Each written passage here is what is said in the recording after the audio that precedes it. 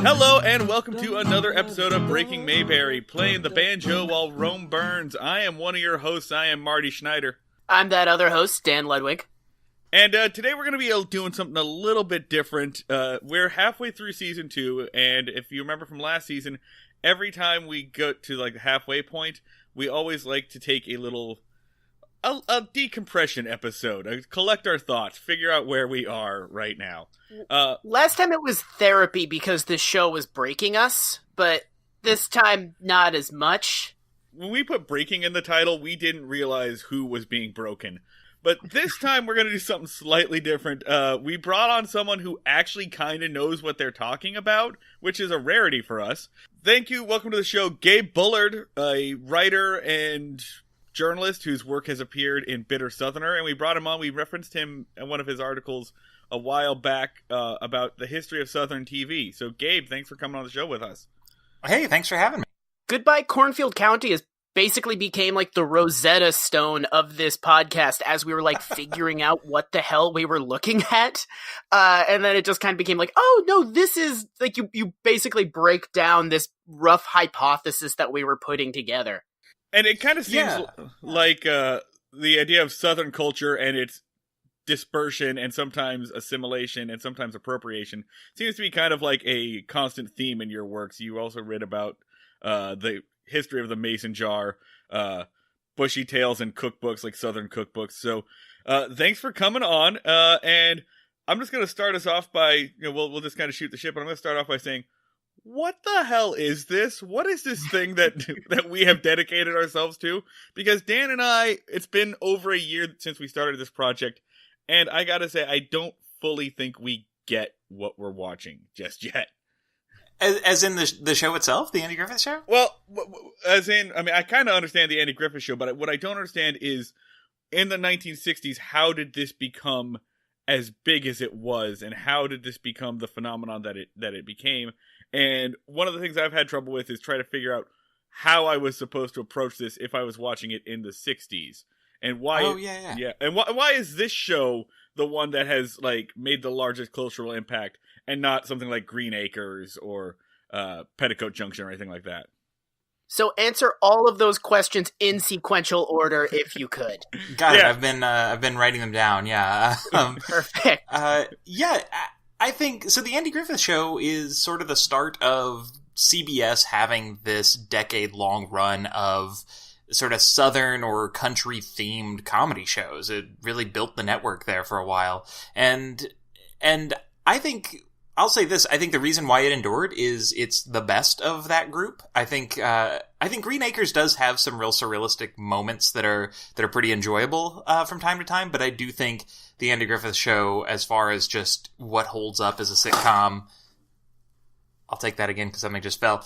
The Andy Griffith show, as far as what holds up as a sitcom, really, it set the standard for a lot of shows out there. And I think, as far as what was on TV before that, I forget what year it was, but by 1960, when the Andy Griffith show comes on, TV was still pretty new. Like, people were still buying TVs for the first time or getting their first TVs. And a lot of the shows that were on, there were a lot of rural-themed shows. I'm looking at the TV ratings right now for 58, 59 that season, and the top 4 are all Westerns. It's Gunsmoke, it's Wagon Train, it's Have Gun Will Travel, it's The Rifleman.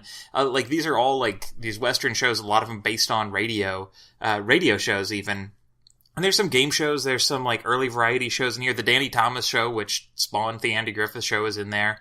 And then the Andy Griffith show shows up and kind of starts overtaking everything. It rises up pretty quickly to be in the top 5. It never drops out of the top 10 the whole time. It's one of the only shows to go out on its last season at number 1. But by 1962, even the Beverly Hillbillies takes on number 1, and then all these shows created by that guy, Paul Henning, who was a former Andy Griffith Show writer. He also wrote for The Real McCoys, which was kind of a precursor to all the hillbilly comedies, but never really charted too much and kind of changed networks and stuff. And this guy, Paul Henning, who had been in the writer's room for Andy Griffith for a little while, and then started taking on, creating his own shows. So he made the Beverly Hillbillies, Petticoat Junction, Green Acres. He sort of had this, at one point, I think it was either Green Acres or Petticoat Junction they gave to him without even a pilot. They just let him start making it. CBS was just making a ton of money and dominating the ratings at this point.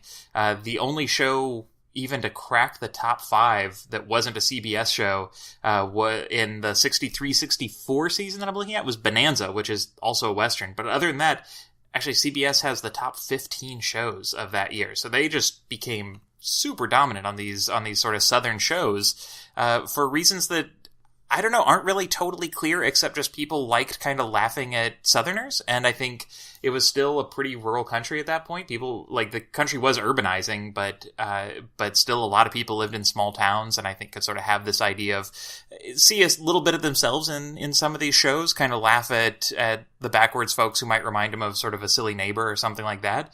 And then other folks just kind of seemed to watch it. There wasn't a ton on, of course, but I think people just kind of liked watching that sort of thing. It was escapist. It was pretty calm, pretty gentle, pretty low stakes. It wasn't quite as exciting or violent as a Western or anything like that. Just pretty low key comedy, I feel like. So something that's sort of puzzled us throughout doing this is we're never really sure, is this for Southerners or is it for Northerners? Because we get that one thing that we read was that this was sort of the result of an oil rush where Southerners started getting TV, so everyone was like rushing to capitalize on that new market. But we can never, we've always sort of been like, are we laughing at these people or with these people? I think it's a little bit of both, and I don't even know, I couldn't find much evidence at the time that these shows were thought of as being particularly for one audience or the other. They were just kind of put out there, and one of the reasons that we can get into a little bit later for why they all got canceled was TV ratings became a little bit more sophisticated, and you were able to measure sort of how many, young urban professionals might be watching a show versus how many sort of older folks living out in a small town not near the big stores that are selling the products that advertisers want to put on television or watching these shows. But yeah, I think Southerners were buying more TVs at that point. The economic prosperity was starting to grow for some Southerners around this time. This sort of post-war boom, you had a lot of military base activity in the South, a lot of states sort of passing legislation or offering land that was pretty friendly to setting up big businesses, so you had some more money coming in. And so there definitely were Southerners watching it. I think there were Northerners as well. One thing about this cancellation that happened in the early 70s is a lot of people say, oh, they realized all these Southerners were watching the shows and Southerners weren't valuable for advertisers. But the TV executives I've talked to who were around then, they said, yeah, there was still a fair number of people in the cities watching these shows. They weren't maybe necessarily the youngest audience, or the shows weren't exactly what advertisers wanted to attach themselves to. But they had pretty wide viewership across the country and seemingly across demographics as far as they could tell at that time. And I think that kind of plays into it. I think with some of these shows, there could be people who are watching it who think like, oh, that's just like me and my family. I love that. I love this sort of hillbilly humor. I think that my suspicion is that would be a pretty small group. And I think most people are either sort of laughing at them or are kind of embracing it if they are living in a rural area, embracing it as a sort of like kitsch type of thing. Of they understand that, maybe people are sort of joking about rural folks, but they understand that it's all kind of in good fun. That they don't feel really, really like they're being poked at or anything like that. That it's more of sort of a joke by them or by one of their own. And I think that's another big part of it, is that Andy Griffith had this reputation as being an actual guy who actually from North Carolina, and Paul Henning, who created the other shows, was himself from Missouri, and I mean those shows are kind of set around the Ozarks and everything. So I think there was a certain idea maybe that these weren't just like big city folks laughing at them if you were in these rural areas, but then if you wanted to see it that way and just kind of laugh at some rubes or something, then I think you totally could. one of the things that's always confused me about this is, yes, Andy Griffith had that massive Southerner reputation, and he did some passes, uncredited, that we all kind of assumed. But in the writing room, it was all guys like David Adler. These were all guys from L.A. and New York writing what they thought a Southerner was like, and then that just kind of became adapted to the part where it was what a Southerner was like. So it's kind of a chicken and egg situation I don't really understand, and now I know that the Andy Griffith Show is so embedded into Southern culture that it almost doesn't matter. But just a lot of the stuff that you've mentioned about, like, it being incredibly low stakes is stuff that we hate about the Andy Griffith Show and have made fun of. So angry. So I guess my question, how Southern is Southern are we talking here? Because Andy didn't write all these episodes. That's true, yeah. And does it matter? I think to a degree it doesn't matter. Could these shows take off if we sort of had this, information technology that exists now where you could see that most of the writers' rooms weren't actually people from the South or from rural places? Maybe not. Maybe that sort of authenticity question wouldn't be there. And I think talking about examples of outsiders, I mean, Hee Haw, which kind of came along and was kind of the acme of all this, the silliest of all these hillbilly shows, was created and written largely by Canadians even, who really had like never even, I had read, both of them published memoirs, the two creators. They're sort of these like variety show fixers, sort of known around Hollywood and New York as being these like expert writers to bring in if you were like a celebrity doing a variety show or if your variety show was kind of struggling. And one of them says like basically they had no idea what the South was like, what country music was or anything. They just knew it was popular and all these sort of Southern shows were on. Oh yeah, I was gonna say, you kind of get that vibe just from the name Hee Haw. Like, it sounds like the name of a TV show by someone who is in Canada writing about the South. It like, just from the word go, it does not feel like an authentic product.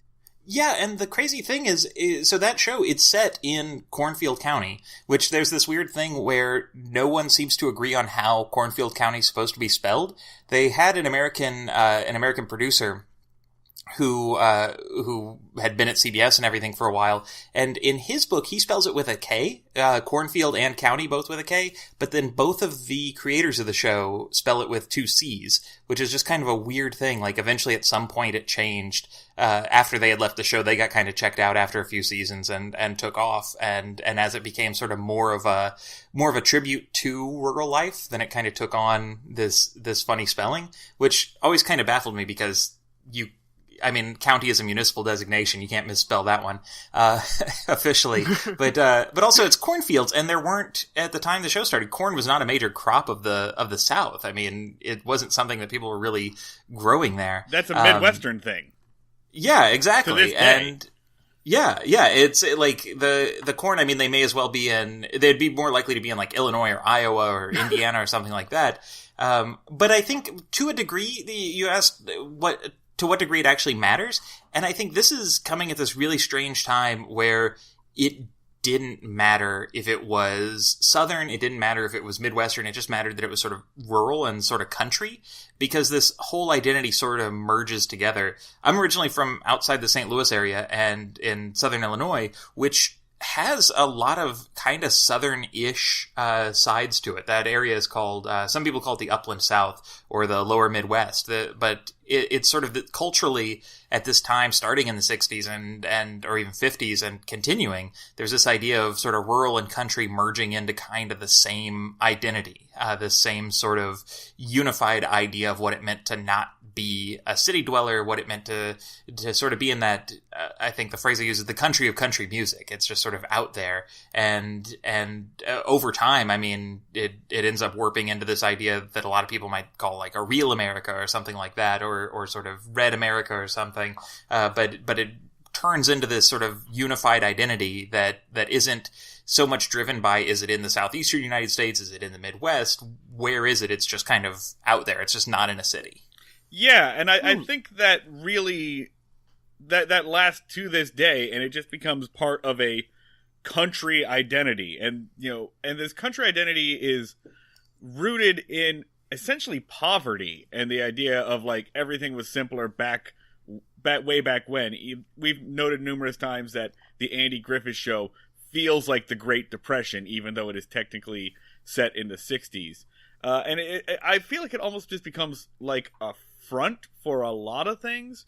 And and the Andy Griffith Show pretty much established itself as just rural. Any kind of rural or country methodology is better than what those hoity-toity guys up in the big city seem to think about us. And it just kind of becomes like almost like a culture war thing, just another piece of a culture war. And I think that's other rural areas adapting the South. I grew up in rural Oregon and Northern California, and you would still see General Lee Confederate flags all around, which is probably just pure racism at that point. But I feel like this is just one of those elements that you just adapted. People in other rural areas just kind of adapted Southernisms because it made them more country. And Mayberry just kind of got wrapped up in it. That's how Mayberry kind of became like an idealized utopia.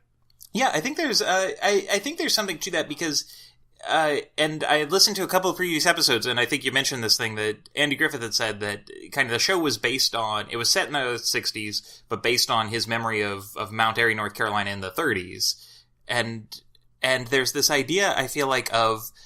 So now when we watch it, it kind of feels like...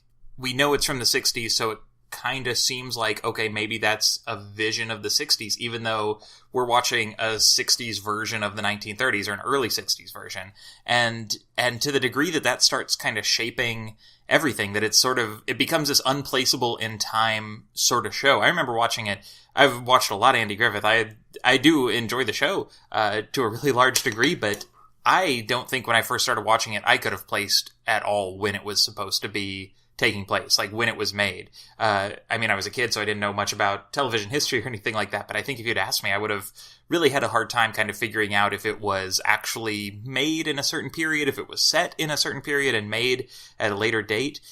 So sort of the timelessness and the regionallessness of it combines into this really sort of strange effect, I think, which is kind of funny because of all these big hillbilly shows, it's the only one that is definitively, or all the Andy Griffith shows are the only ones definitively set in the South. Like Gomer Pyle, I forget where his military base is supposed to be. I think it's the South. It might be in California, but Mayberry itself is actually positioned in North Carolina.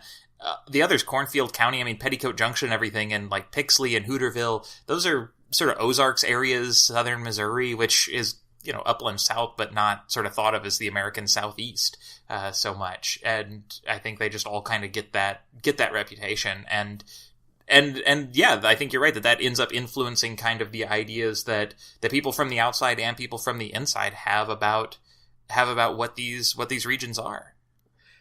So we've actually described Mayberry as Southern Narnia a few times, where it's like the timeless quality sort of, it becomes like this almost like mythological place, like this Disney version of the South that's unstuck from time and just like almost completely fictional. And I think you kind of like had a little bit of the same thing with Cornfield County, where it becomes like this Disney version of the South a little bit.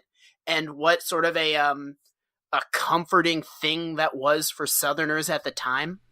Yeah, but if Mayberry is Main Street USA in Disneyland, then Hee Haw is like the Country Bears. Like it's like the animatronic. Like, hello, we're gonna tell a joke. Heck, yo. I don't know what I was doing there. I don't know what. Do you want to take another pass at that, big guy? Yeah. So, just like a ridiculous animatronic backdrop for Hicks, like, robots to show up and go, yuck, aren't you glad I didn't say banana? Or whatever the hell the jokes are. I've never watched Hee Haw. Oh man, it's an experience. There's a bunch of episodes. Somebody went through, as I was finishing my story, I found that somebody went through and uploaded a ton of episodes, extra legally, I'm sure, to YouTube. And before, I'd been kind of fighting with the owners of the various archives, or not fighting with, just going back and forth to try to get access to some of these episodes. It is a trip to watch, though. good trip or bad trip? Like, is it... Well, I mean, the musical performances are sometimes really, really outstanding. I think, I mean, the hosts, Buck Owens and Roy Clark, are two outstanding musicians themselves, and Buck Owens, you know, an extremely important songwriter in sort of the American tradition of the last half of the 20th century. The show is edited by computer. It was the first show edited on a computer. And it is extremely fast-paced at times, even by modern standards. I mean, you know, you've been watching the Andy Griffith Show. You watch these old shows, and they seem so slow. The pacing is so slow compared to today. But with Hee Haw, even though at times you can kind of get the sense that it's written for sort of people who are used to that slower pace in a time when there was that slower pace, or when all television was kind of at that slower pace, it still moves really, really, really fast and is hard to keep track of what's going on, even with a modern eye, I feel like, which makes it more of a trip in that one moment you'll have, I think the longest sketch is maybe like 2.5 minutes. And Jesus. So you'll go from like really, like they'll have like a 15-second break of a joke, and then they'll cut to like a cartoon donkey doing something kind of silly, and then they'll cut to like another really quick joke, and then a barbershop sketch that's maybe like a minute and a half long, and then like a shot of a dog just kind of rolling its eyes, and it's a really strange amalgamation of things. Is this actually funny? Like, is it good? Because this sounds like one of those videos on YouTube that just like 16-year-olds watch when they're really, really high. It sounds like you're describing the horror tunnel that Willy Wonka takes the ferry into. like it is.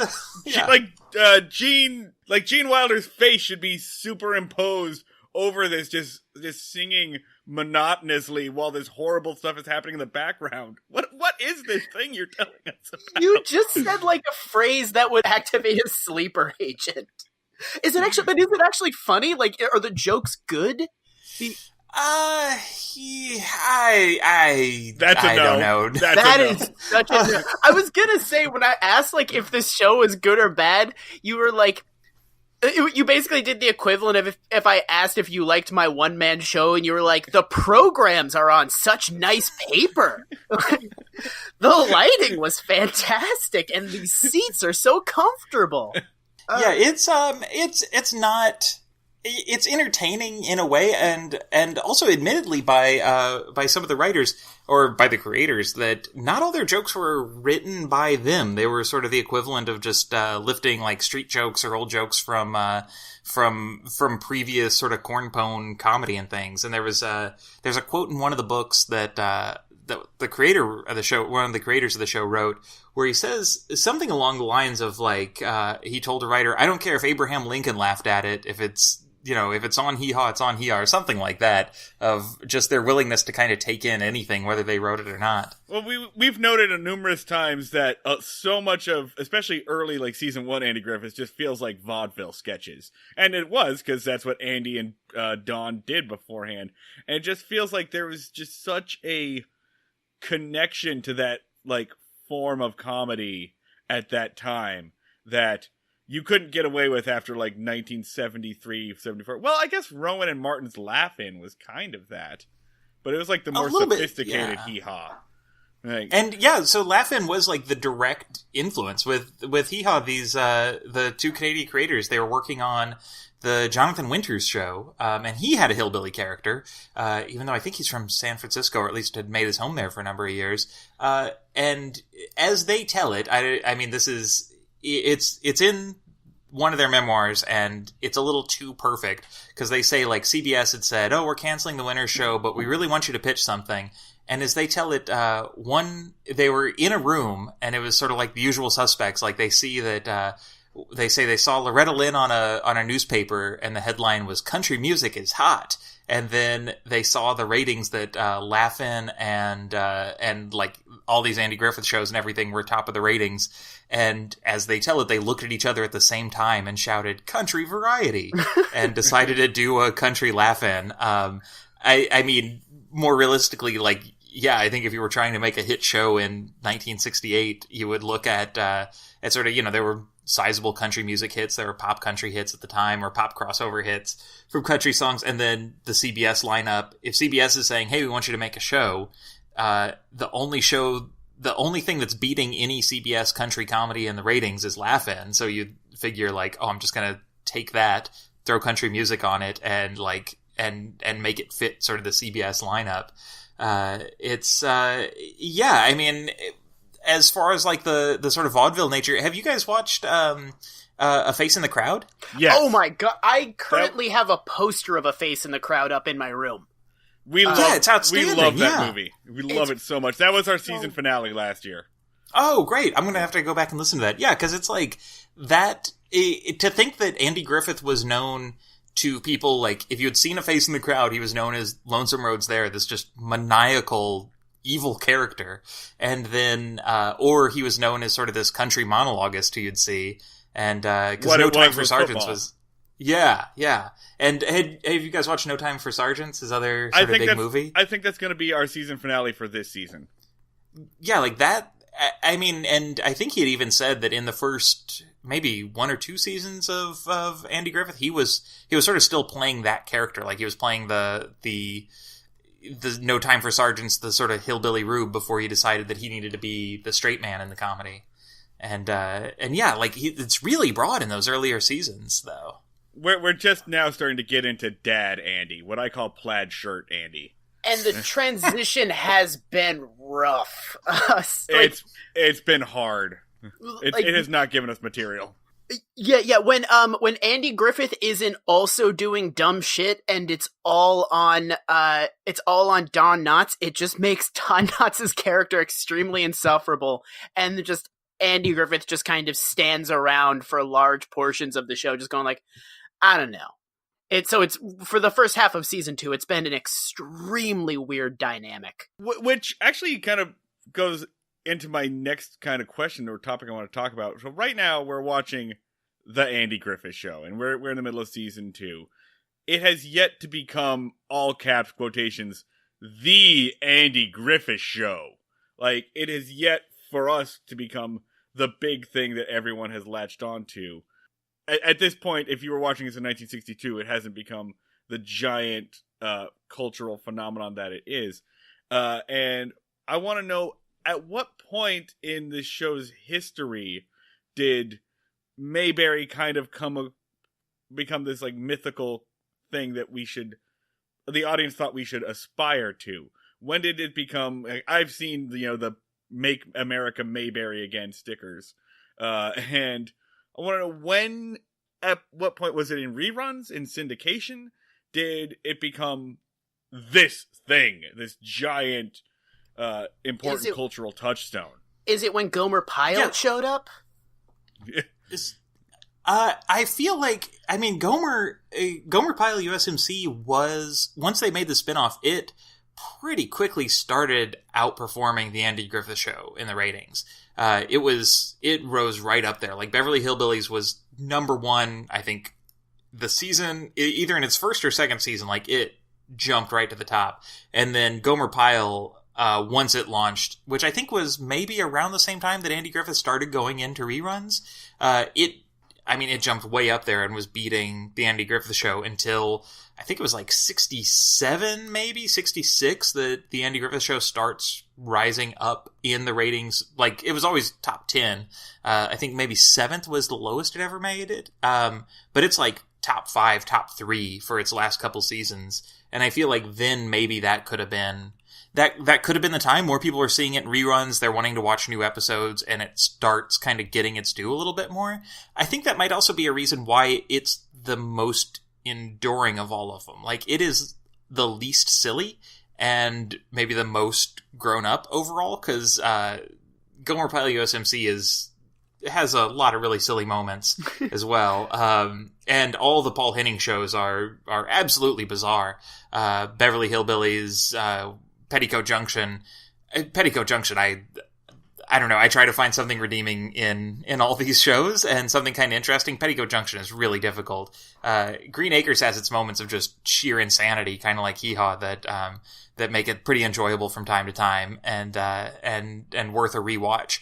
But I don't know. I think maybe that could be it, is that of all these other shows, they're kind of live action cartoons, but the Andy Griffith Show, it's in reruns. People are being able to see it. They're able to watch new episodes when they're coming out and maybe get this sense of it's not an overly silly place. Like Barney and Floyd and Goober and Gomer and the gang are all sort of silly, but it's still kind of grounded with Andy and Opie and Aunt Bee, kind of the family life. I was going to say nuclear family, but not nuclear family. Sort of a non-traditional family by those standards. And that could be it, and that it was kind of more wholesome. It was part of this really popular trend, but still more wholesome. And as we're talking, I just want to say I would be remiss to not mention we're talking about this representation of rural America. We're talking about this representation of the southern United States, of the white rural America and white southern United States, which just is always the thing I think to make, and I know you guys do it as well, like just to make incredibly clear that these shows are overwhelmingly white and not reflective of the actual issues that were happening at the time. Just the giant asterisk that hangs over everything we say. When the black extra came onto the show, we threw a fucking parade. Like, it was a huge milestone for us. We set out air horns. A black person is on the show. I think in the entire 8-year run, a black person says a line once in this entire thing.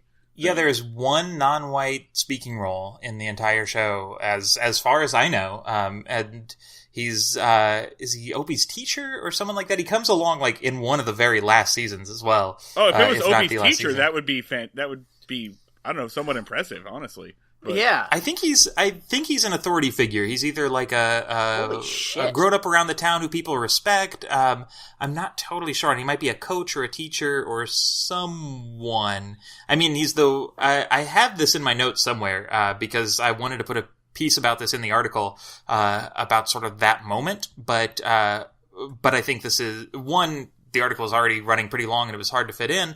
But also, what made it hard to fit in was, I mean, I would have like cut the word count maybe a little bit or something, but there's just not a lot of commentary about it. At the time, like I couldn't find TV reviews that really mentioned this. It was just not something that people seemed to think of. I mean, there wasn't sort of the TV writing infrastructure that we have now. I think of TV critics who are around.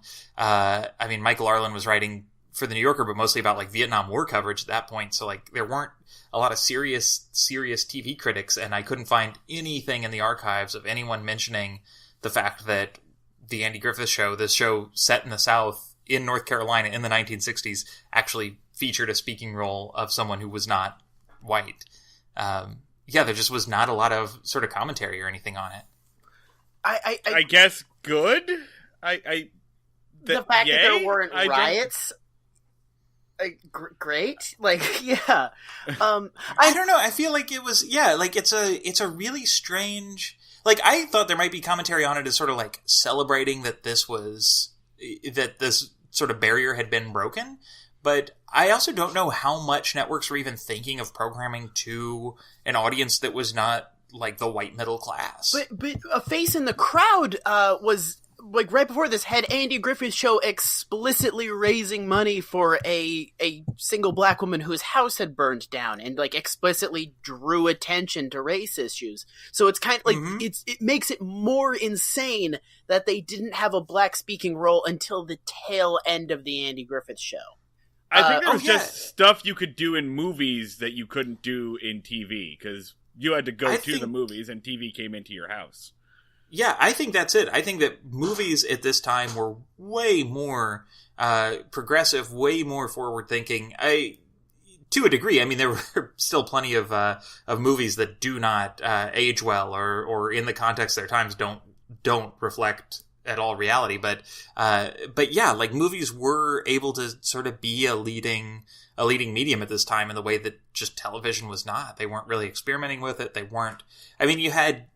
Television playhouse sort of things like Paddy Chayefsky was writing, plays that would be performed live on television, but you didn't have anyone trying to push the boundaries or successfully pushing the boundaries the way that you did in movies at the time. Really until like Norman Lear shows up in the early 70s. Kind of changes everything. Up until that point, TV didn't actually need to be about anything, which, as we've learned. I was going to say, it's really strange. I'm just looking at, so I have this list of like the top 10 shows from every season, and it's wild just how strange television shows were at the time. Like, I mean, I Love Lucy and the Lucy Show, you know, kind of broad comedies at times, but still interesting and kind of, I think, shooting for kind of a sophisticated, sort of urban nightclub type of humor at times. But a lot of these shows, I mean, even the shows that weren't Southern, like Bewitched and I Dream of Jeannie and all this, there were just a lot of really strange television shows out there. I Dream of Jeannie is, we're eventually going to start doing episodes about that. We're just kind of like putting it off because that's going to be the year that I fucking die. Cause just one day when we were doing this, I was like, oh, right, that show exists. Oh, right, the core premise starts out terrible. Also, my mom has told me to that Bewitched is a megaton more insane than the Andy Griffith Show ever does in terms of like regressive ideas and just going completely off the rails and characters doing absolutely depraved shit. So I can imagine. I have not rewatched or watched at all really Bewitched, but I remember seeing I Dream of Jeannie on Nick at Night as a kid, and I don't know, it is bizarre that in this decade that we look back at and think of as sort of the decade that everything changed, this like significant shift in American culture and politics and thinking and everything, that you had sort of the television lineup was a lot of these sort of Southern shows, 2 shows about men who had magical wives who solved all their problems. Which is bizarre. The craziest thing about Bewitched is that apparently there was a thing where every single day when the husband came home, she would greet him at the door with a martini. Like, it was like a ritual that she had to do. And she has the powers of a living god. And she's delivering him a martini. And that, for a lot of people, was like the big takeaway. They were like, oh, you know, my wife should do that. My wife should be delivering me martinis. And meanwhile, she's conjuring elephants out of just thin air by wiggling her nose. It's such a weird thing what people like took away from it. Yeah, and I remember on Nick at Night, they had, like, you know, trivia stuff during commercial breaks and everything. And the trivia about I Dream of Jeannie that they always mentioned was how shocking the show was because you could see her midriff in her costume. Yeah. And it was like this, like, very taboo, controversial thing. And I feel like if the show were around even just a few years later, like, that would not seem at all like the biggest, the most challenging thing to kind of grapple with as you watch this show. I mean, it is. I Dream of Jeannie is basically the perfect misogynist jerk-off fantasy. Like, essentially, like, you have a woman, and like by 1950 standards, like, you have a woman, and she has a bared midriff, and also she's foreign, and also she's completely devoted to you, and also you keep her in a tiny bottle. She goes away when you don't need her. Like, foreign but still white. Yes. Keep that in mind. Yeah. She's foreign but also white. This neon blonde foreign woman. It just, like, the core concept is so almost, like, transcendently disgusting. Which, it makes it all the more shocking. Like, I mean, Laugh-In, you know, Nixon showed up and everything, and they get this, and they sort of had that countercultural spirit, but the Smothers Brothers, like, knowing just the other shows that were on television at the time, or that were hit shows at least, because there were shows that would last a few episodes or a season that tried to sort of push the boundaries that just didn't connect or that networks didn't want to carry on. And the Smothers Brothers comes along and they're making, you know, these sarcastic asides about the Catholic Church and about Nixon and Vietnam, and it makes it seem in context like that, or the Cavett Show, as just being so subversive And to the point that when you watch them now, like, it seems like, oh, it's a fairly tame joke. You know, that's like maybe one of the weaker laugh lines on a Weekend Update or something, or something that would be cut from a Daily Show script. But at the time, to think that, you know, you could go from watching Gomer Pyle into the Smothers Brothers is just kind of remarkable. Like, it makes it seem like, in context, that the Smothers Brothers were absolutely just destroying television at the time. And you can understand CBS just freaking out about this show. I honestly, just having like watched a couple clips of Gomer Pyle USMC, I can't imagine a TV concept more designed perfectly in a lab to annoy me than like a slow guy joins like the country's elite killing unit, and then they never talk about the Vietnam War and get into wacky hijinks. Like, you're not excited for Forrest Gump, the television show, Dan? You're not all about that? But only the part where he's learning to kill. Like, yeah. By the way, we talked about it a little bit ago. I will be sad if we get this in a recording and we don't mention it. I want to point out the Canadians from the Red Green Show all the way to Letterkenny have a proud tradition of redneck comedy. And oh, yeah. We should definitely give the Canadians their due for that. Yes, I need to shout out. So, like, there was intense and like interesting rural comedy coming out of Canada at the time. And Hee Haw featured this guy, Don Herron. He was a Canadian actor. I spoke with his wife. He has since passed away, and learned he was this legend, it seems, in Canada in his time. I mean, not being from Canada, not being alive at the time that was sort of his heyday. He was on Hee Haw. He played the newscaster. That was like his main character. He wasn't on a ton of shows. I think he wrote the newscast skits as well. But he had done Shakespeare in Canada. He had this character. The newscaster character was already popular in Canada before Hee Haw started, and they sort of brought him in because he was doing that. And the creators were Canadian, and they knew him as the sort of country guy who was kind of silly, who they thought might fit in.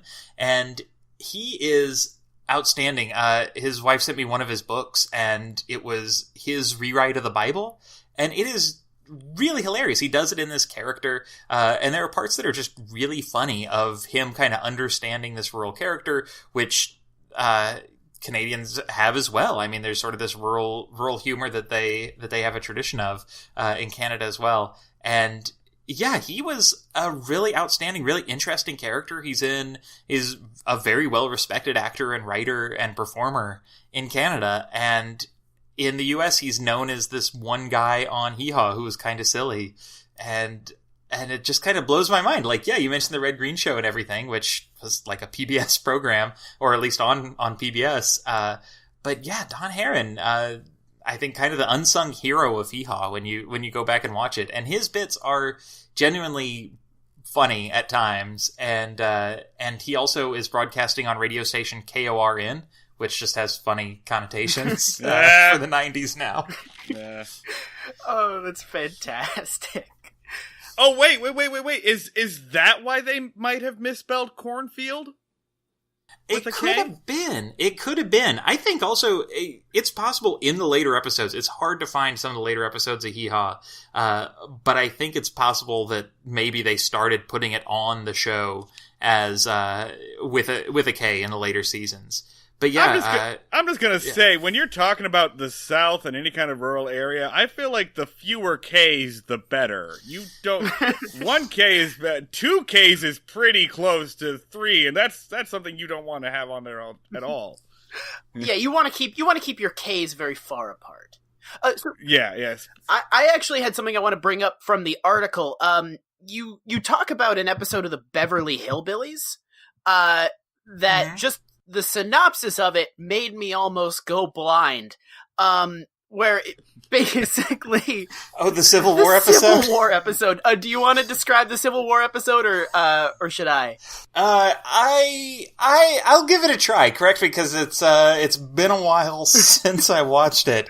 It is essentially Granny comes in, and so you have the Beverly Hillbillies. You have Jed, Ellie Mae, Jethro, and Granny. And Granny comes in, and she is convinced that the Civil War is, one, not only still going on, but that Ulysses Grant is planning a battle, or an invasion of Los Angeles, it seems. Something along those lines. And Jed does not believe her. He's sort of the calm, fatherly figure of the show. He does not believe that Granny, that the Civil War is going on. He mentions that the South had surrendered and lost the war. She doesn't accept that. She makes a lot of jokes about Ulysses Grant. She recruits Ellie Mae and Jethro to sort of join the fight. There's a joke with Ellie Mae has a lot of pets and animals. She makes a joke about a pet, about one of them joining the Union cause, and being sort of dressed up in blue. And they ride around in their jalopy, waving a big rebel flag until they find what they think is the Civil War still happening, but it's a movie shoot. The actor who plays Ulysses Grant is sort of a petulant guy who's kind of whiny, and keeps saying that he wants to have a drink. Accurate. Granny for you shoots him? Grant. Yeah. Perfect. Yeah, that's method acting. There is a moment, and I've quoted this before, sort of around the house, because he says at one point, he's like, for this next scene, I'm gonna need a double. And they're like, no, we have to have your face in the shot. And he's like, I mean a double martini. That's pretty fucking good. That's a good line. Solid. Yeah. But yeah, so they, I guess because it's a family show, and this is kind of, I think, canon to the Beverly Hillbillies, they bake cookies that they shoot out of their guns, and of course, and guns, Granny shoots Ulysses Grant with and Granny in the show, like she and Jethro and Ellie Mae go to fight the Civil War and help the cause of the South, quick and question. end up shooting Ulysses Grant. Did she know that the gun shot cookies, or did Granny attempt murder? Like, was she like, take this, a cookie? She knew. She knew they shot cookies. But she's definitely trying to, like, if not kill Grant, at least knock him down a lot. And she does knock him off of his horse, and, like, continue to fire on him. And then they get drunk together. And in the end, Jed is on the phone with, I think Mr. Drysdale or someone from the bank, and saying like, oh, it was all a movie shoot. Okay, well, I guess everything's fine. And Granny and the actor who plays Grant come in just completely drunk off like moonshine or something. And Grant, I believe Grant apologizes for everything. It's a really strange moment. So, apologizes for the Northern aggression? Does he apologize for the Civil War? Like, in character as Ulysses S. Grant? Like, hey, sorry we didn't let you secede and didn't want you to keep all those slaves? Or is it just he apologizes for what they did that day? I think for what they did that day. Yeah. So, there's the idea that sort of persists about the Civil War, or like this sort of very convenient myth that it was kind of a completely non-racial, like, both sides had their arguments kind of thing. To the point that, like, my history teacher in Massachusetts did the whole, like, it wasn't about slavery. Both sides had viable arguments.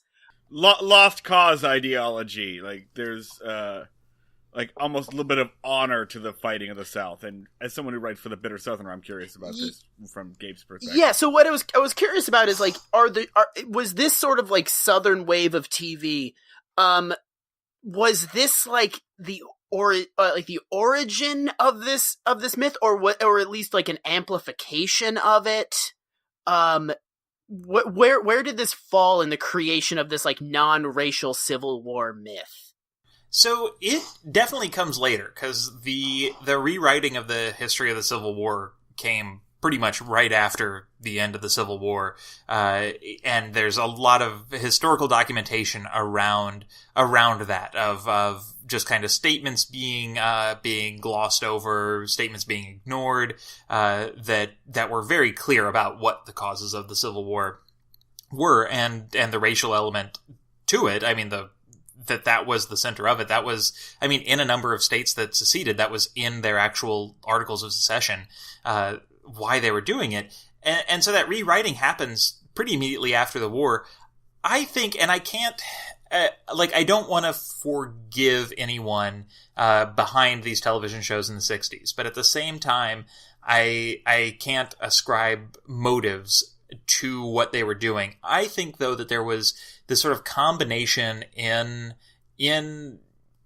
sort of their circles, perhaps, of not necessarily realizing the damage that something like that could do, or how hurtful it would be, or damaging it would be to historical understanding toward people being able to, know the history of their country and act in ways that might prevent repetition of the most horrific elements of the past.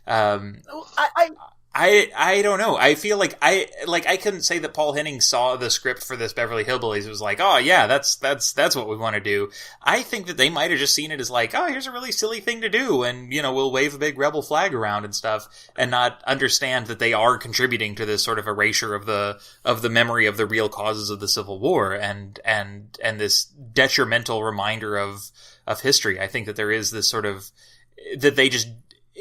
At best, they didn't understand what they were doing and how bad it was. Like, there's not really an excuse to do something. I feel like a charitable reading of it is just sort of like almost it was frustrating for writers at the time that you can write about World War II and not talk about the Holocaust, but sort of it's almost frustrating because it's like this massive part of American history, and you can't really do an Indiana Jones of it without whitewashing, really, because it's so inextricably tied to racism.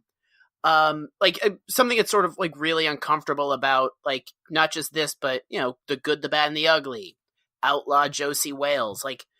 The Civil War is so much more of a fun concept when it's when it's a moral gray area. It's a very attractive idea, and it seems like it's some if you do charitable reading about it, it's sort of it's a hard porch light to not drift towards.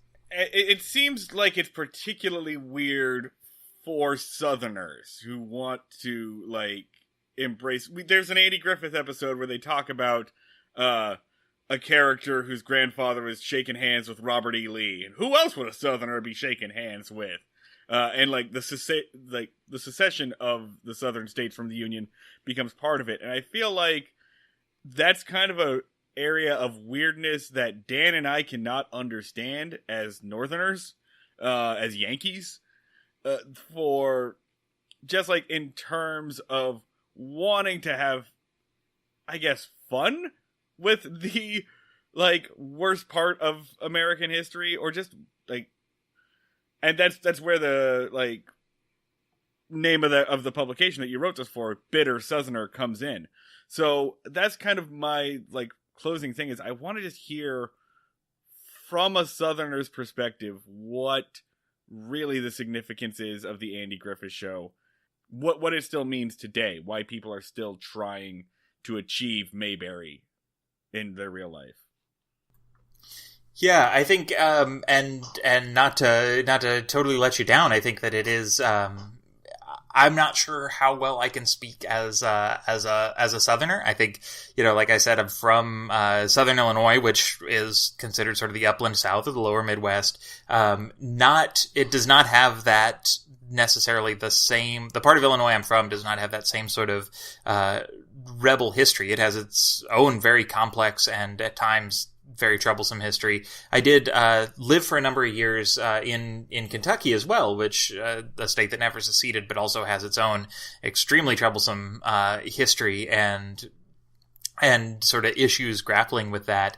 I think to the degree, though, I don't know how much people want to achieve an actual Mayberry life as maybe achieve one where they can just sort of ignore all the problems in the world. And I think that's not even maybe specific to a region or anything like that. Like, there is something appealing to this world where the outside problems don't exist. And I think if you're watching the Andy Griffith Show, or if you were watching it in real time when it was new, and you were white, then it did have that element of, this is a place like of sort of like, the biggest problem you have is, you know, whatever Barney Fife is dealing with that week.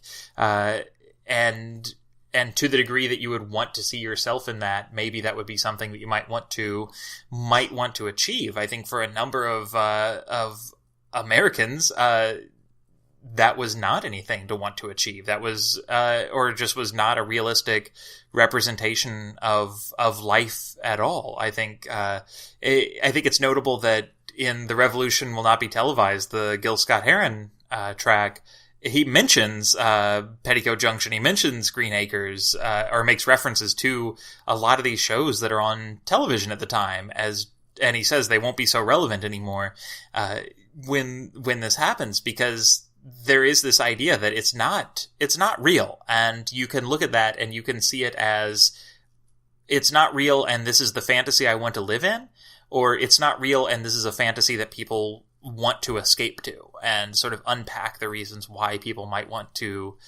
escape to it. But I think it's like anything else in the history of this region, something that is really difficult to grapple with, but something that if we're not able to grapple with it and not able to sort of think about it in the right context, then that's to our detriment. That it's something that you sort of have to be endlessly aware of and try to sort of build to the future on that, rather than look at it as an escape. I think it sort of turns into a little bit of a Marty gets very angry occasionally about the West Wing, and it sort of turns into a little bit of a West Wing scenario where it's like this world that where everything like is easy, that you can just sort of stick your head into.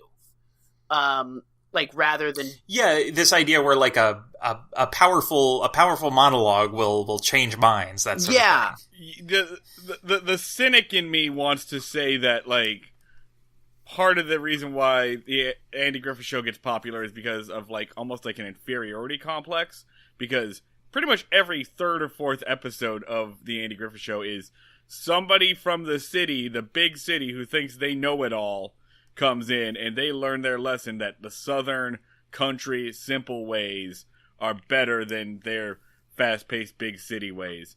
And I that's my cynical rationale for it, and I feel like I'm being unfair in saying that that's what made it so popular. I feel like I'm being elitist when I say it, but I have yet to be convinced otherwise. Have you watched the backdoor pilot for the Andy Griffith Show, that episode of the Danny Thomas Show? No, not yet. Yeah, that's a bonus episode we're doing soon. Oh, it is interesting because that's exactly what it is. It's like Danny Thomas, this, hotshot comedian from New York City. He's coming up from, I think, Florida. He's on a drive. He gets pulled over, for something along the lines of like, there's no stop sign, but he didn't stop. It's a very sort of like, I think stereotypical what a small town police officer might pull you over for, which even that, just to think like that had one connotation then. But it is very much that he is like, he's saying terrible things about, calling him like this hayseed sheriff and that sort of thing. And he wants to get out of this Hickville. And Andy is the sheriff. He's the justice of the peace. He's the editor of the newspaper, all the same thing. He's sort of this goofy character that he kind of was in the early episodes of the show. And yeah, he ends up kind of besting Danny Thomas, and it was hugely popular. Don Knotts saw it and called Andy. They were friends sort of from the nightclub circuit, and said, "Oh, you gotta have a deputy on your show." And from that point on, they end up giving Andy Griffith this show, and he develops it with his team there. But yeah, that's exactly what this. I see how you say that's a cynical approach, but that is kind of how the show started, was this idea of the star of this other show passes through Mayberry and gets bested as a big city outsider, and then the spinoff became the bigger hit. So I'm completely vindicated, is what you're saying. Why did you do this? He's going to be insufferable. It's hard to say though how people watch it if they do see it as sort of like I think a lot of those episodes though where it's like the big city outsider comes in and sort of gets confounded by the hillbilly ways. One that's like a old trope in American comedy at that point, but also maybe just the easiest kind of way to do a sitcom at that point as well is like, oh, well, we need to bring in an outsider, and the best way to do it is somebody who's just passing through, because why else would you be passing through, or why else would you be in Mayberry unless your, car broke down or something like that? I have compared it to like hospital shows like MASH or Scrubs or ER, where like that's a place someone has to go. That character goes there, and that sets up the plot, and then one way or the other, the character leaves. So that's a pretty solid formula. You use in the article Jeff Foxworthy as sort of like a codex a little bit to understand all this. Like you talk about how like he showed up the second Hee Haw went away. And I mean, Jeff Foxworthy is basically like Southerner self-deprecation, where it's like, hey, we suck, but also you guys aren't better than us. So he does like sort of like, I don't know, you could sort of view him as like this weird, not as well written microcosm of this whole phenomena. Because like his thing of like, hey, if you're a Southerner, you go to your family reunion to date. Oh, hey, if you're a Southerner, you put a gun rack on everything. So it is like aggressively self-deprecating and sort of born out of a weird inferiority complex. It's a weird thing. I am still trying to grapple with understanding exactly everything about Jeff Foxworthy. That is a really weird thing to say in 2019. I understand. No, we as a society need to reconcile that thing that happened to us. I remember him being on MTV when I was a kid. I was like 9 or 10 years old. What are you talking about? So he had the You Might Be a Redneck comedy album. And it was either on that album. This was like 1995, I think. And I remember because we had just gotten cable recently, and MTV was like this thing, and there was like Wayne and Garth from Wayne's World took over MTV for like a special, and like they were just, it was a crazy time. But I remember seeing a Jeff Foxworthy video on MTV. It had to be MTV. It wasn't CMT. No, knowing the cable lineup and knowing what would have been on, because it would have been my brother, I think, just watching MTV. There was a Jeff Foxworthy video that he made. Either this was on his album, his stand-up album, or comedy album. I don't know if it was like an actual stand-up set, or it was made specifically for that. But it was essentially like music and Jeff Foxworthy and him saying like, you might be a redneck. Like if you've ever been too drunk to fish, and like if your name is on your belt buckle, like that sort of thing. There was a music video for it. He has another video with, Alan Jackson, maybe? Yeah, who was the Toby Keith of his day. Also had a video, Alan Jackson and Jeff Foxworthy called the Redneck Games. And it was all about the fact that the Olympics were in the South in 1996. And it was just him joking about white hillbillies being hillbillies in the South. But Foxworthy has this interesting point of, like, he worked at IBM or something, I think, before he became a famous comedian. He is, really from, I believe, Georgia, but he was, to me, he represents sort of like this new South that existed. There's, throughout the South in sort of the second half of the 20th century, you have sort of military bases and auto plants and all this sort of like industry moving into the South for a variety of reasons. There's labor regulations, there's affordable land, there's tax breaks that state governments are offering or counties are offering, that sort of thing. Like there's all these reasons why industry is kind of moving into the South at this point. There's accessible air conditioning and affordable housing that's more habitable in the hotter months. And Jeff Foxworthy is kind of, to me at least, like represents a sort of like suburban South where it's like he kind of pulled his way out of it. Like, yeah, you might have like a few relatives who are still kind of country, but he's like the sophisticate, but still part of it. He's he's like the reforming of the South. Like, he's the new Coke to the South's Coke. I kind of think of it in like two terms, and again, it's class related, because like I think of this part of the South as just like either A, people in trailer parks, or B, dudes who own like jet ski dealerships. And Jeff Foxworthy is one pretending to be the other, because a lot of it, and Larry the Cable Guy too, a lot of it is just like pretending to be poor. Like, if you've ever made change in the offering plate, you might be a redneck. By the way, I'm going to say congratulations to all three of us for not doing Jeff Foxworthy joke or voices when we do jokes. Congratulations to us. I think we've, like, as a society, we have, like, an almost, like, we flinch when we think about the Jeff Foxworthy voice, because Jeff Foxworthy's voice was everywhere, and then everyone was doing Jeff Foxworthy impressions all the time, and it just became, like, the Borat voice effect. You know, Jeff Foxworthy as the, like, mid-90s Borat is, there's a story. That's it. That's perfect. It goes, that's perfect. Jeff Foxworthy begat Napoleon Dynamite, who begat Borat.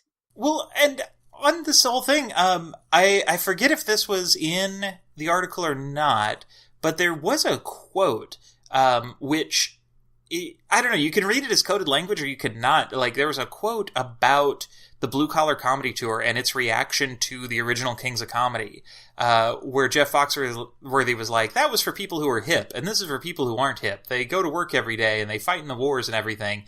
And it's like, it just strikes you as so bizarre that he's saying, like, oh, this tour of guys making redneck jokes of, like, white Southern dudes was a reaction to the original Kings of Comedy, like, film and tour. But yeah, what else was different between those two groups, Gabe? What else is different between the original Kings of Comedy? One was hipper than the other. It's cool. Could you say that one had more soul than the other? Would that be a safe assumption? It's cool. This is like a New York Times interview, I believe, where he says it, where he's like, that was for people who are hip, and this is for people who aren't hip, like, when he launches it.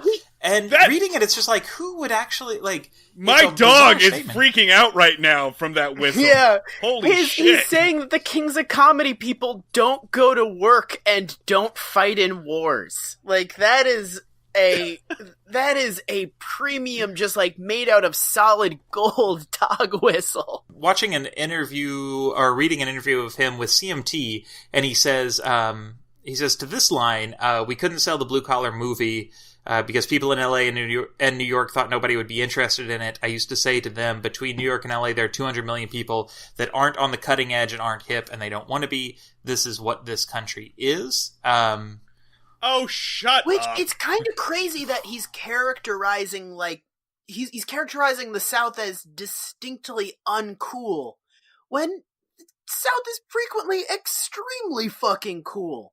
But he's specifically billing the South as, like, his unique brand of dad at the sleepover. Like he's like, this is for the people that, you know, talk a little too much about their boat. The Hank Hills of America. Wait, have you guys talked about King of the Hill? All the time. Constantly, forever. What do you say about it? Oh, what do you that say it's about the it? best fucking show ever. We're both... I was going to say, because I love King of the Hill, and we'll go to bat for how good it is. We frequently just yell at the Andy Griffith Show, why can't you be King of the Hill? Please, just be King of the Hill. Like...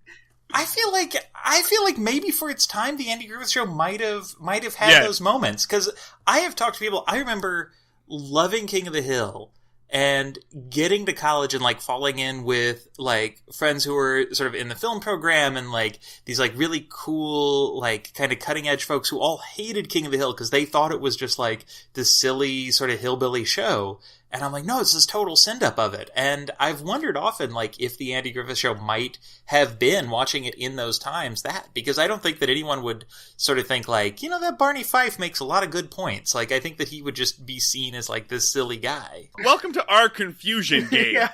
Welcome to the problem that we've been having. The problem that we brought you on here to explain to us. Useless, all of you.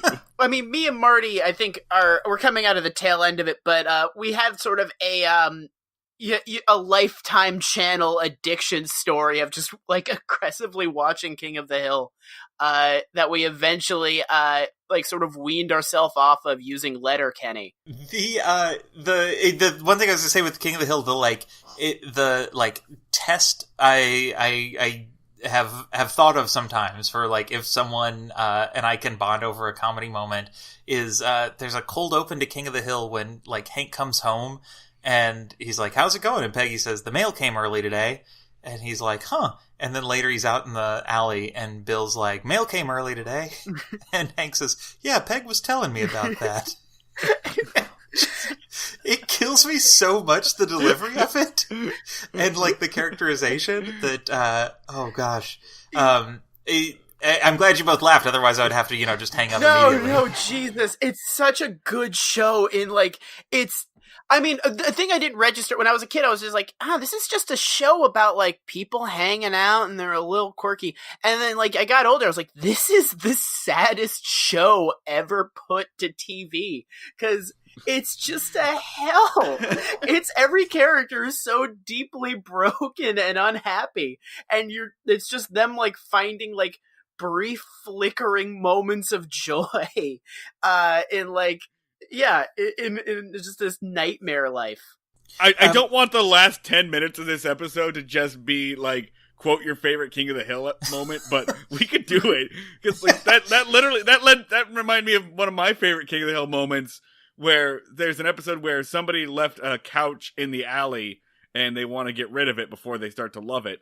And Hank is on the phone with the like garbage disposal people, and he says something like, "Well, I want it taken away. People stand in that alley. We talk." And then, "Well, I don't see how that's any of your business. I don't know, sports mostly." It's just the one half of his conversation with this sanitation worker where he gets so belligerent. And it's just like, "I don't know, man. I was just wondering what you were doing." It's so fucking funny. I mean, mine is absolutely when they're in a doctor's office and there's just like a moment of silence as Hank reads a magazine. He's like, "I tell you what, this Goofus character is a jackass." It's such a great, like, it's just the perfect distillation of a character to me. Oh god. So I found this Jeff Foxworthy quote. It was in 2005, New York Times. The article is "Red State Humor Turns Blue," and Jeff Foxworthy, he says that his talent manager, I believe, conceived of the Blue Collar Comedy Tour as an alternative, quote, "an alternative to the hugely popular Original Kings of Comedy Tour of the late 1990s.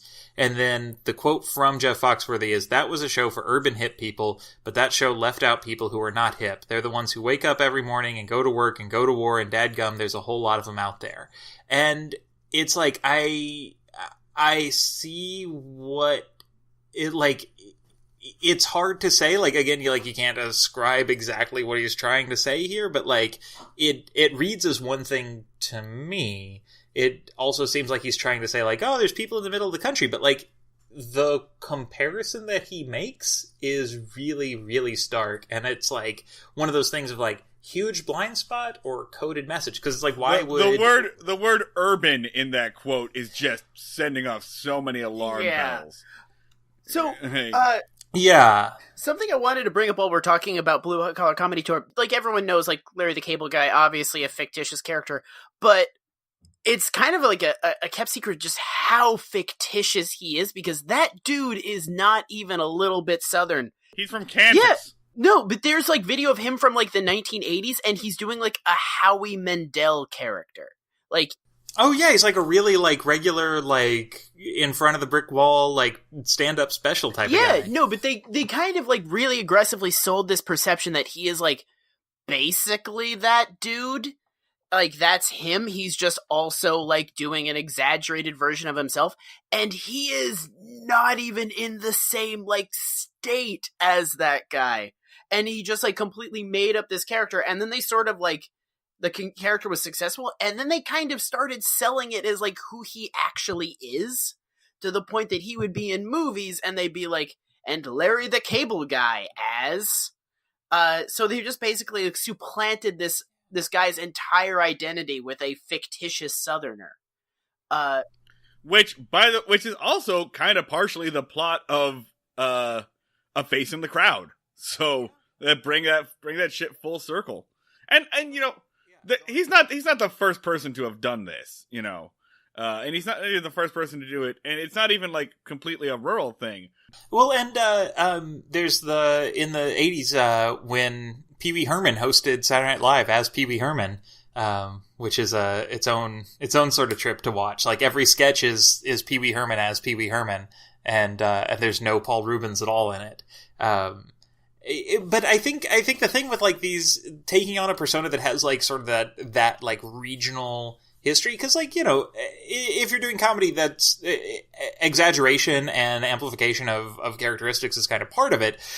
But I do think like with a character like a Larry the Cable Guy, it's easy for me, at least, like I see it, and I, you know, grew up in a rural area, and I see that, and I see it as just endlessly condescending to like, oh, I bet you'll laugh at this, like, because it's like, it's an easy sort of joke. It's like, there's just not, there's nothing beyond like, I'm like him saying, hey, I'm from this area, or like I'm from a rural place, and we're real simple, and here's this thing. Like, it's really like, I just don't find that appealing, and at times find it really off-putting, because it seems like it's just pandering of saying like, oh, it's funny that people do this here and you'll laugh because you're from here, versus something like, I think at its best, like King of the Hill or Andy Griffith Show, even, like when they're at their best, are pretty like they can go beyond that and not just be like, look at these people who are silly because of where they're from,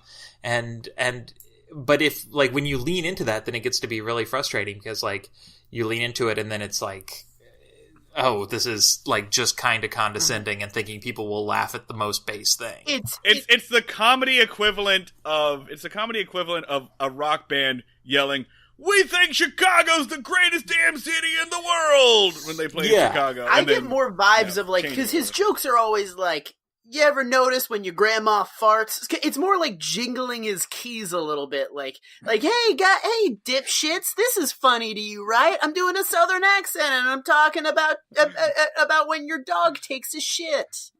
Like, it's extremely like condescending. To be fair, that worked on me. I'm giggling my ass off. Damn it, Marty.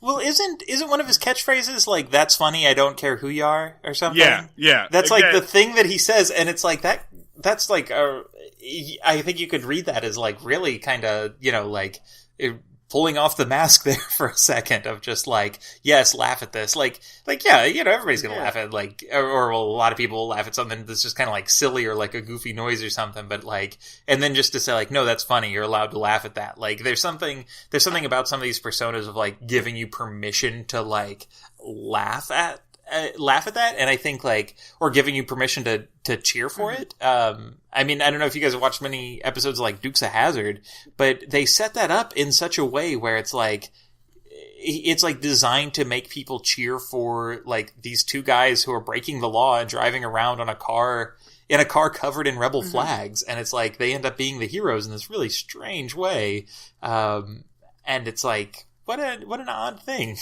when you like step back from it and think like, oh, like, because the whole thing is designed to like give me permission to like cheer or laugh or something. I really like the Dukes of Hazzard, and God, I wish they had literally anything else on that car, because it's such a cool car. And yeah, I really do. I like the Dukes of Hazzard pretty much for that, and that's one of the challenges, right? Is that this stuff is fun. You know, when Larry the Cable Guy says, "That's funny, I don't care who you are," he's making himself kind of a populist, really. He's, you know, saying, I'm making jokes for everybody, but especially certain people, right? And the fact that you mentioned that the whole blue collar thing was literally just a reaction to 4 black guys having a comedy movie. It just puts it in such a weirder, shittier context. And I didn't think there could be a weirder, shittier context for Larry the Cable Guy's existence. I should point out, I do really love the other two guys on that tour. I like Bill Engvall and his, like, dumb, dopey dad humor. And I love Ron White, who is, like, he never really seemed like he fit in with the other three dudes. Yeah, anyway. Ron White, aggressive, was like, I'm not a fucking redneck. I'm from a city. I'm just doing this because they're paying me. But yeah, Ron White still rules. Bill Engvall probably doesn't hold up, but me and my siblings would like piss ourselves laughing watching him. The Dorkfish bit is still funny to me. Oh gee, I vaguely remember that. The Blue Collar Comedy Tour was a really, really weird phenomena. That never ended. We're still in Are they still doing it? I'm just saying, the Blue Collar Comedy Tour is just our entire lives now. That's just how we. It was the now. peach. Did they have a Netflix special? Did they? Yeah, they did. They did very recently. They had that shitty movie Delta farce too. I think it was the Blue Collar Comedy Tour was like sort of a petri dish for an idea that eventually became a pandemic. I mean, Larry the Cable Guy he's in all the Cars movies, right? I think. Yeah, like this huge Disney franchise embraced him. He did the Cars movies and then retired to a private island somewhere. He just like owns a small country now. And just thinking of like how they say like, oh, this is a reaction. This is for people in like the middle of the country, that sort of thing. It's like it is this way of saying like it's amplifying maybe like. It's amplifying an unhealthy reaction to something, I feel like, of saying, like, oh, I feel like this isn't for me, therefore I am, like, of this type and need to make something specifically for others and, like, use that as, like, as an alternative identity that's placed in opposition to this. And I feel like that's I mean, you know, all sort of, like, media and making a living is, like, finding an audience and producing something for them, but like to produce it out of this like adversarial nature, or at least to frame it that way, doesn't seem like the healthiest thing. It's just such a common sort of overreaction, right? That those people over there, wink, wink, they got one thing. And therefore, to counterbalance that, we have to make our thing, and it has to be a very big thing. I'm gonna have my own theme park with hookers and blackjack. Like, it is kind of like, oh, I'm not allowed in here? Fine, I'm gonna make my own thing. Except that no one said you aren't allowed in there. Like, you could go see the Kings of Comedy in Des Moines, Iowa, if you want. Well, it is sort of like them saying, like, oh, I'm not cool? Well, fuck you. I'm gonna make my own cool. And it'll be better than your cool. But it'll be anti-cool, right? It'll just be embracing our stupid, like, dorky We're gonna make my 1990s pager kick ass with the Blue Collar Comedy Tour. Alright, I think that's a good point for us to wrap up. What time are we at? Gabe, where can people find things you've done and people get in touch with you on the internets? Yeah, you can go to GabeBullard.com and links to, you know, Twitter, stories that I'm working on, that sort of thing, are all up there. Awesome. All like nice, like concise directory. You don't have to go through a whole like routine at the end of everything like we do. Gabe, thank you for coming on the show. Hey, thanks for having me. This was great. Appreciate it. And that's it for this episode of Breaking Mayberry. Thanks again to our special guest, Gabe Bullard, whose work you can find at the link in our show notes. Don't forget, if you want to get in touch with us, I'm on Twitter at Schneid Remarks. That's SCHNEID Remarks. Dan is at The Luds with 2 Ds. We're both on Twitter at Break Mayberry. Facebook.com/Breaking Mayberry. We are also Breaking Mayberry on Instagram. And our email is breakingmayberry@gmail.com. If you like the show and you want to support us with those dollar bills, you can subscribe at patreon.com/Breaking Mayberry. And if you want to support us without those dollar bills, you can always like, subscribe, rate, review our show on the podcatcher of your choice, but especially on Apple Podcasts. The music you heard at the beginning of the show was Max Ludwig on Twitter at SleepTalkie, and the music you're about to hear is Appalachian Coal Mines by the band Ask Again.